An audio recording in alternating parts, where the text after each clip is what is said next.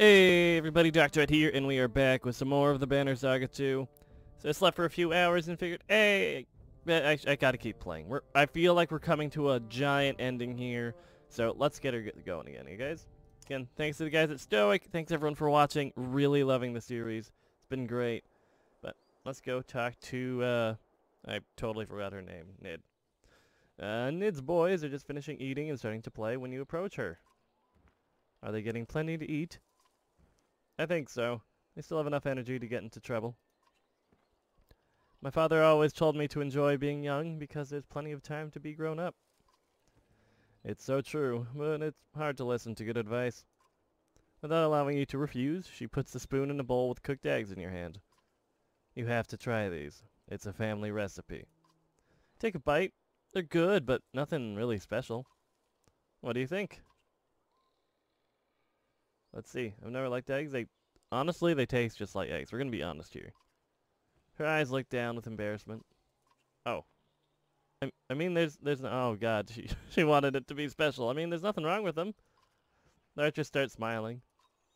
They really are just eggs. My mother used the family recipe story on each of the kids at one time or another when we wouldn't eat. Aw. She tried to guilt you into eating? She tried anything and everything to raise us, feed us, keep us from getting into too much trouble. Now with my boys, I understand why. I bet your father had to do a bit of that with you, and now you're the head of this caravan.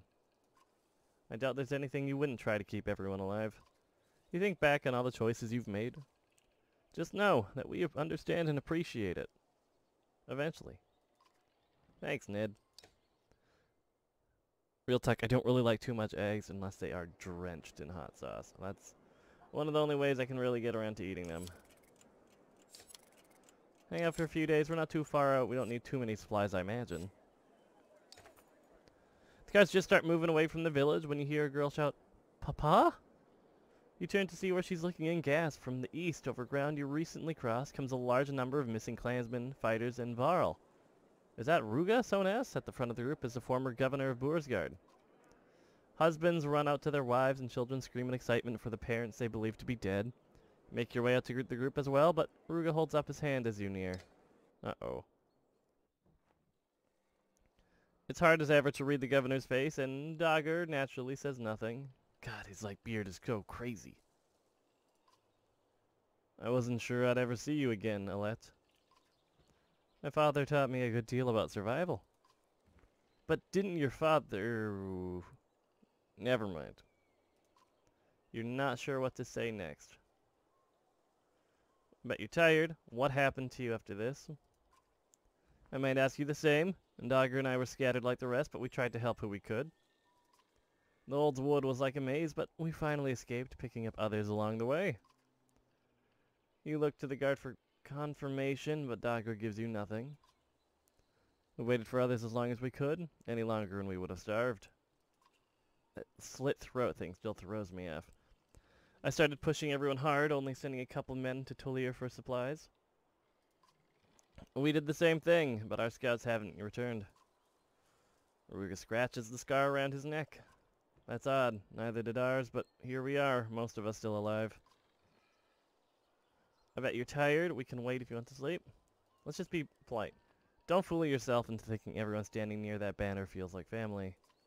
Maybe not family, but we have become a clan. Hatred spans generations. Some of these people have feuds older than the Great Wars. Don't think a few weeks on the road together changes that. Bet you're tired. You want a nap? I can't make that call. Neither can you. The clansmen will tell us what they want to do. This sounds like something he has rehearsed, along with his smile. Sounds fair. Think you all should get some food and a few hours of sleep. The others will make up their mind. A leader guides. I'm going to check on the others. Before you do, Dogger slips slightly and you almost jump back, unaccustomed to him moving. Your heart beats quickly. Why are you so nervous, Alette? We've had fair exchanges so far. I hope it continues. You've done well on the ships in Lundar and even in the Old Wood. Now with Arberrang just over the horizon, I want to be nearby when a young woman brings an army. His smile is genuine and you feel more at ease. Okay, we didn't screw him over too much, so I guess we're good. Now, We'll see about some food and rest. Governor's guard walk toward the village. Alliance of convenience. Alright. Maintain an alliance with Ruka. Okay, that looks like something that could totally fall apart if you totally screw him over there. Okay, okay. -8 supplies, morale's declined, but we're still feeling good. We found so many people just now. Clansmen, fighters, the Varl are back. That's good. Whew. The water in nearby streams is gradually turning a bright green in places. It looks like the gore from the serpent's wounds. Dead fish are spotted in dozens, floating by in the faster moving sections. Some clansmen have fallen ill, others are feeling the effects of only drinking mead. Let's see. When a few Varl spot a section of clear water, the entire caravan gets excited. Giants hold them back and tell everyone to listen. A faint tune is drifting across the water. Wait, no, from the water. Worried, whispers ask, what does it mean? Is it safe? I don't care, I'm thirsty. Fill a few barrels, we'll boil it first. People complain, but the Varl support your caution. Fires are started, water is boiled. The result is quite a few barrels of clean, fresh water that satisfies most everyone's thirst, but not enough to bring cheer. No one seems to know when the tune from the water just stopped playing. That was smart. I feel like something might have happened there if we did a different decision, but you know. Better safe than sorry, right? The surrounding woods look promising for game, and you could use a bit of solitude. Soon, deer tracks guide you, but in the clearing, the beast has already fallen. Scanning the woods, you hear and see nothing. As you approach the deer, you can tell the kill was recent. A black stone, half the size of your fist, lays beside the animal. You pick it up, knowing it to be a dredge weapon. A rustle in the underbrush nearby reveals two hurlers who immediately create deep noises. They are communicating, then one lashes out and attacks you. Oh, is this going to be a weird combat with just me? Me, deer, and dredge. Awesome. I was about to say, one-on-one, this won't be a big deal. But I guess we're ready. I think we advance slightly. They're going to get closer too, but hopefully stay out of range. We can flat out kill this guy. Let's see, this one shouldn't be an issue either. Advance on up. Same thing. We have enough energy just to do a quick shot, to take him out in another arrow. That's good, that's good. Hardest fight of my life, of course, but you know.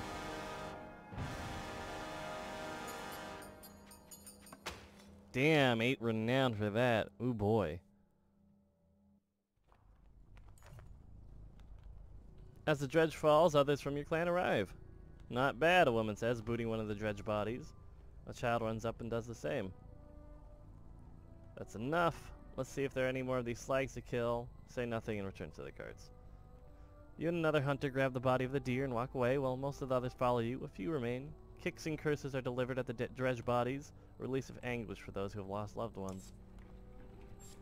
I mean, I can't blame them. It's a little bit dehumanizing, but for now they're just faceless, scary monsters. Strumming from a Leo and a song from a large number of your clansmen surprises you. A Varl stands in the center of them, blushing. It's Scottery's 200th year, a Varl beside you shouts. The rest of the caravan is slowing to check out the commotion. Yeah, screw it, let's celebrate. Barrels are rolled off the carts and horns are filled. Leo leads a few others in upbeat songs, and soon you're dancing along your clansmen. Even the mighty Varl are clapping and keeping time with the thunderous stomping.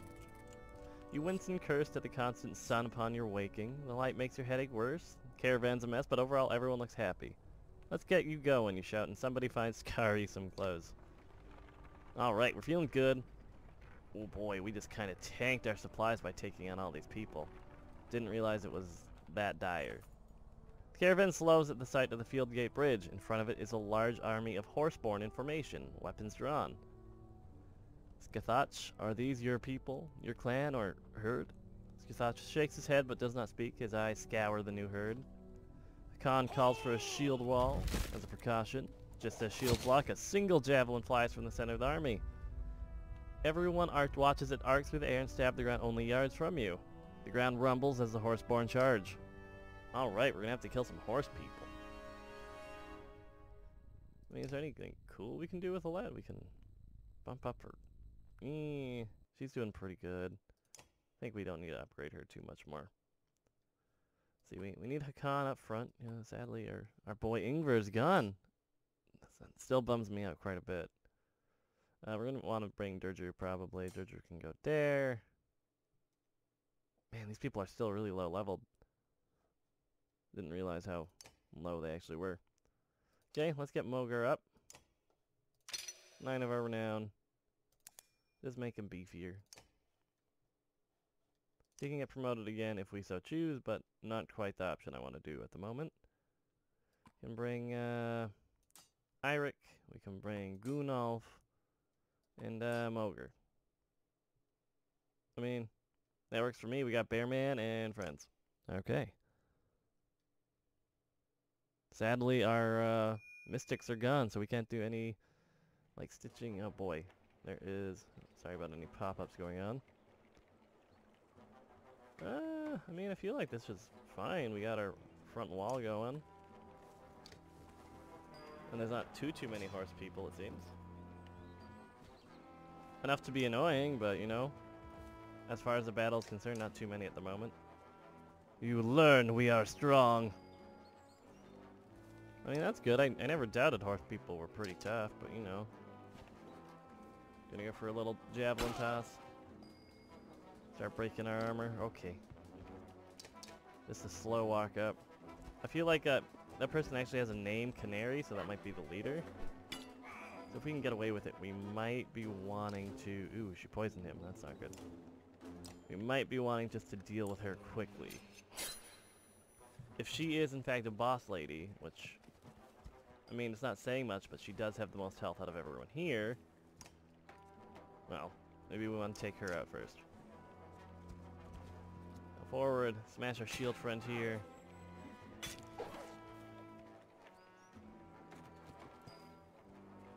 Fall back a little bit more. Might not be a bad idea. To move? We can't attack him from this range? Okay. There. Easy peasy. He's just flat out dead. And she can get promoted, which is good too. Let's see, we're gonna have a let's move here. If we move her on right here, she can put quite the pain on Canary here. And I think Hakan will still be able to move on up and actually finish her. Assuming this is the leader and it's easy as that, right? Boop. Alright, that was a correct assumption of mine. Good. Probably could have been better off killing people and getting more renown, but just a quick smash to the face isn't too bad.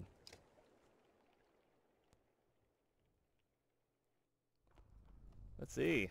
A slight cream-colored horseborn with flaxen hair steps out of the ranks of the wounded. Her blue war paint stands out against her otherwise yellow colorations.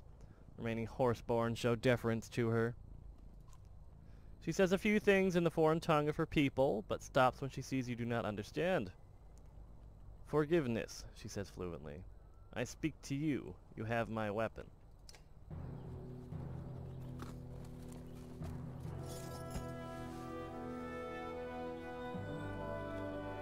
Oh, weird. Sure, we could use more horse people. Sorry for fight, not know it you. She speaks your language with confidence. What do you mean? And who are you? I lead herd. I am... The next word is long, shrill, and confusing, but certain sounds stand out. Canary? Canary smiles and stomps the ground rhythmically with a hoof. That easy. Canary, yes? And you? My name is Alette. Good greetings. Our stories tell of stranger who will come help us. You two-leg that walk along four. My kind with you already. She points to the horseborn in your ranks. That doesn't make me the stranger, and how am I supposed to help you? Save us. We look strong, but weak against. She searches for the words, but can only point all around. When sun stops and plain breaks and a god appears, follow two legs that walk along four. This our story we hold true. You see these things. The sun has stopped, and I have seen the ground breaking, but what god are you talking about? Large steak. Not from this plane. The serpent, it certainly could be a god. You have seen the god too. You know these signs. You lead us. We follow. Canary looks at you with a steady gaze instead of the constant movement you experience with Deirdre. Warn her that not everyone likes horseborn. We can't oh man, we're going to be running out of food. Most of the horseborn we've met have caused us harm, including you. Many of my people won't want to be near your people. Not today, but different day. Herds fight but forget. Humans remember things a long time. Varl even longer. Herd believes leader. We follow you. Herd grows stronger. She bows again, motioning to her people, and all the horseborn join your ranks at a respectful distance. Please bring some food, 'cause we might start losing people due to starvation. 'Cause we threw a great big old party. There we go. Now we're out of days of supplies. Hey, they forged. They forged 2 days worth of supplies. Thank you, They say the clansmen. moon and stars are always visible when you look at Lauga's godstone. How can that be true? I felt like that kind of got cut off there, but... Oh boy. Oh boy. Let's see. Okay. It's an interesting mural because it's just like covered or like carved or black. I don't know how this would have been done in like sandstone or whatever we're calling this, but it looks really neat. Remember, always respect the gods. You get neat things out of it. Let's see. The moon, her spirit, the stars in her eye, Leo says, plucking a few strings on his instrument. Lauga, the god of beauty and well, of things that happen in the night. The skald smiles. The gods may be dead, but my wife still prays to Lauga, and I'm thankful for her pity? Piety. The skald is not the only one smiling. A quick look around reveals grins throughout the caravan. I see why Arberrang has grown so quickly over the years, you say, and the skald laugh. A truth spoken in front of Lauga's stone is supposed to ripple through the night, either strengthening a lover's resolve or carrying away undesired affection. Leo skips away to find his wife. You hear the oh god, don't make me do anything with Gil. You hear the unmistakable clank of Eagle's shield behind you. Lauga's godstone is beautiful, isn't it? Yes, beautiful. He isn't looking at the oh no. I didn't want this romance to happen. No. We've come all this way. We've fought Dredge, killed Asunder. Leo says we're destined to bring all clans together. Leo's a skald, Gil. Storytelling is his job. Gil shrugs. It's still neat to think we're part of something bigger. Yeah, it's pretty neat, Gil. His wonder is refreshing. You smile at him. He looks up at the godstone and takes a deep breath. Alette, it's a miracle I'm still alive, so I've got to tell you something before my luck fades. Lean forward and smile. Don't say that. We'll keep each other alive. Maybe, yeah, that. Thank you, but neither of us could have saved each other like Ivan saved Juno. Okay, giant serpents aren't part of our deal. Two of you laugh and Gil relaxes. Ah, no! Alette, I love you. His tone is sincere, his eyes hold no expectations. And you don't have to love me back, but I had to say it. He exhales, relieved of a great burden.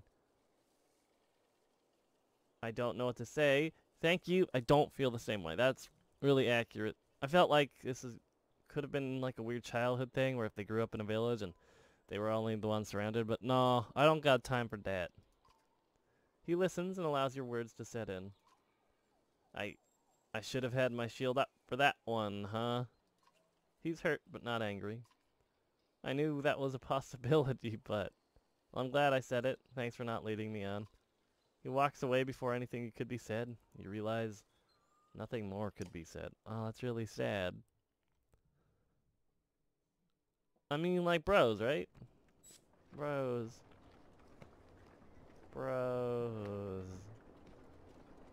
He tried. Well, he tried. He wasn't weird about it. Hopefully he doesn't get weird about it. Oh man, that's a bummer though.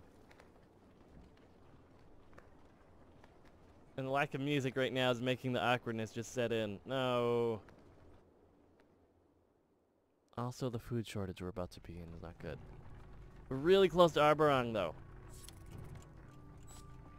Yeah, it's right there. That looks like a day and a half. Finally, we made it.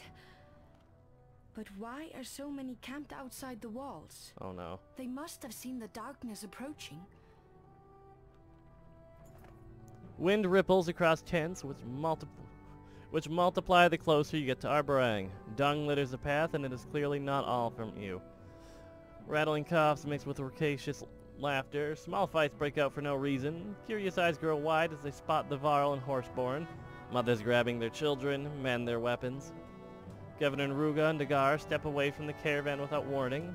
He seems familiar with a few of the men who have gathered around and is soon sharing drink stories and disgusted looks at the Horseborn. Various clan banners snap and whip in the wind. You recognize the heraldry of Karlshoes from Elio's tales and Strand's banner from previous talks with Ubin, or even a few Craigsman banners by their muddy appearance. You also notice the division between each clan. There is no mixing or unity. Aw. I'll push ahead, Prince Luden says. My father will want to see me, and I'll be able to find out what exactly is going on. Ursa and a few fighters escort him through the crowds towards the wall. Bye. Old Atakan's people are here, you hear a woman from your caravan shout. I have to check on him. Others are finding familiar clans and kin, slowly drifting from your banner. Bring them here, bring Atakan and the others to us. Some of the folks around the first look half-starved and gladly join you, making their way towards the supply cart. Others pack their meager possessions and fall in line. Hey, we're still good. We got a lot more people, though. Oh boy, let's get here and buy food if we can. Where the crowd is the most dense in volume and numbers, the caravan comes to a stop. Eddie knows the sharp line where the tents and people stop. The grounds beyond is pinned with arrows and not much else. A few hundred yards of empty space between these people and Arberrang's walls. What is this, you ask, confused by all you are taking in? That's the peaceful bit, an older fighter says near you.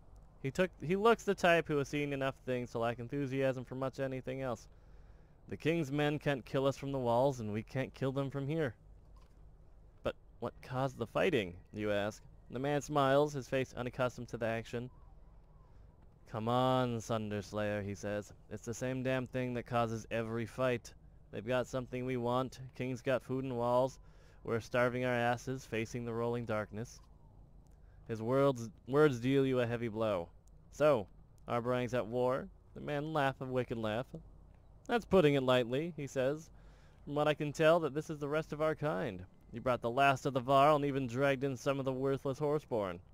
This fight's for survival. Winner lives, loser's gone forever. His laughs turn into hysterics and you leave unsettled. Whew. A bit disconcerting. Achievement unlocked, leader of clans. What's that one about? Okay, we brought 400 clansmen. Okay, over 400 is good then. The ox are tended and tents aligned as best as possible. Some are repairing their armor. Others look anxious to talk to various clans. The Varl King's eyes scan the field as he approaches. I want to know what's going on here as much as you, but we better find a way to defend our gear and supplies. These other clans could form a mob if they discover we don't have food. Seeing the hungry eyes all around you, you agree.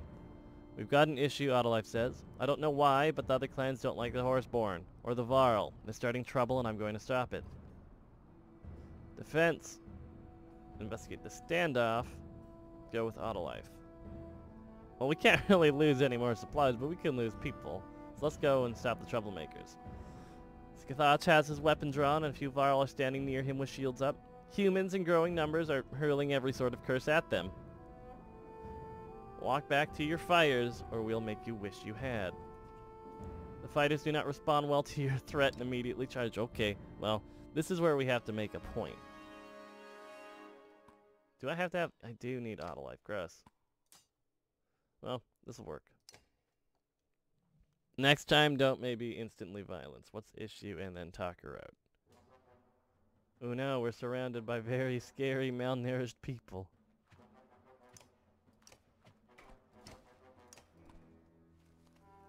Pricks. Oh, I totally botched the turn order too. We can go here and take a pretty decent pot shot at this guy. Archer gonna do what an archer gonna do, but Mogre here is just gonna smack a bitch. Shield Brow's gonna move slightly, I think. Goonelf over here is just gonna slash a bitch. There we go.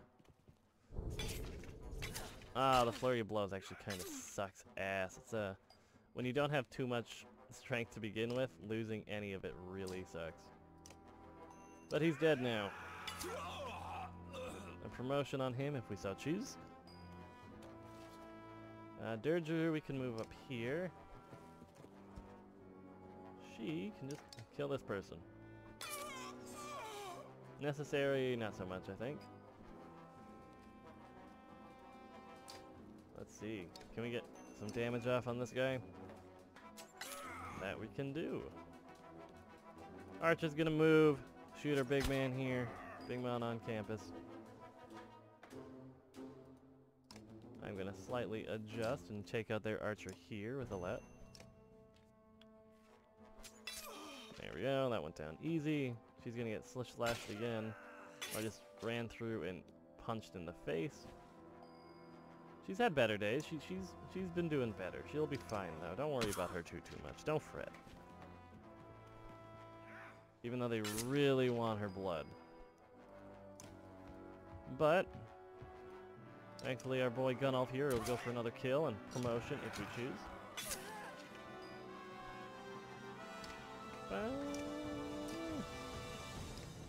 And he's gone. We dealt with these little bastards.